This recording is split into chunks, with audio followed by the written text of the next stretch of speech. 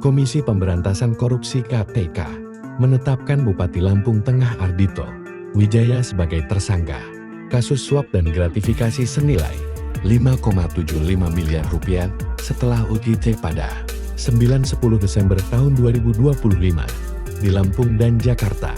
Ardhito kini ditahan dan mengenakan rompi oranye. Menurut KPK, sejak Februari-November tahun 2025, Ardhito menerima fee proyek sebesar 5,25 miliar rupiah dari para rekanan melalui anggota DPRD Riki Hendar Saputra dan adiknya, Ranu Hari Prasetyo. Ia juga memperoleh 500 juta rupiah dari Direktur PT LKK Mandiri, Muhammad Lukman Samsuri, sebagai imbalan mengondisikan lelang 3 paket pengadaan alat kesehatan senilai 3,15 miliar rupiah.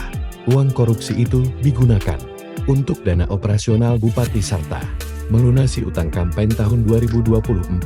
KPK menyebut Ardhito juga mematok fee 15-20% dari berbagai proyek APD di Lampung Tengah 2025 yang nilainya mencapai 3,19 rupiah triliun. Selain kasus korupsinya, Ardhito kembali disorot karena menggoda jurnalis perempuan saat digiring ke mobil tahanan.